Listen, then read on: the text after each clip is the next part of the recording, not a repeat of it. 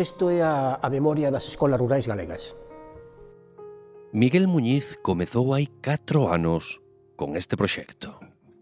Primeiro atopar as escolas, o cual non era sinxelo, tendo en conta que eran escolas que levaban abandonadas 70 ou 80 anos. Non?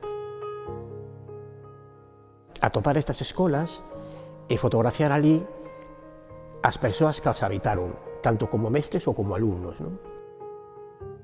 A primeira escola que entrei, con Aurora, contoume que cando era nena, os seus pais levantábase cedo, facían brasas, as metían nunha lata de bonito destas grandes, ponían unos alambres a modo de asas, e esta nena iba por un carreiro cheo de neve, cos libros nunha man e con outro o braseiro. Non? Chegaba á escola e poñía o braseiro debaixo do pupitre, e iso era a única fonte de calor que tiña para todo o día.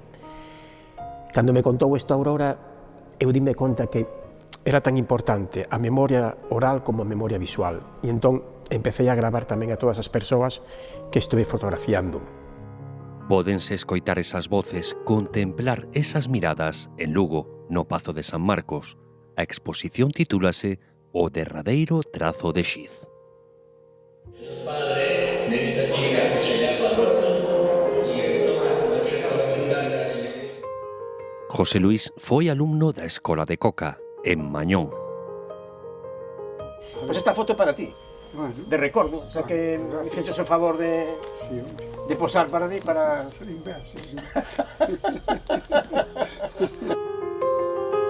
Esta escola rural de Mañón é un exemplo das chamadas escolas indianas.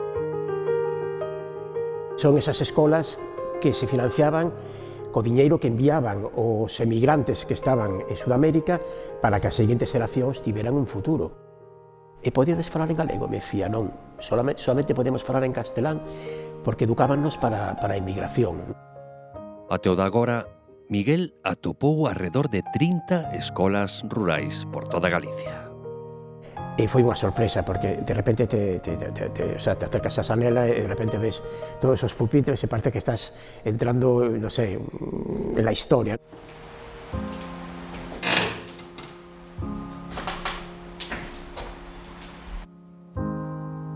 O Estado tiña a obriga de dotar con escola os núcleos poblacionais de máis de 250 persoas, pero a dispersión xeográfica galega non axudaba moito, non? Entón, donde non chegaba o Estado, chegaba o campesino. Pois eles mesmos construían a escola, e moi bonito era tamén porque, bueno, nomeaban mestre o veciño que tivera coñecementos de primaria.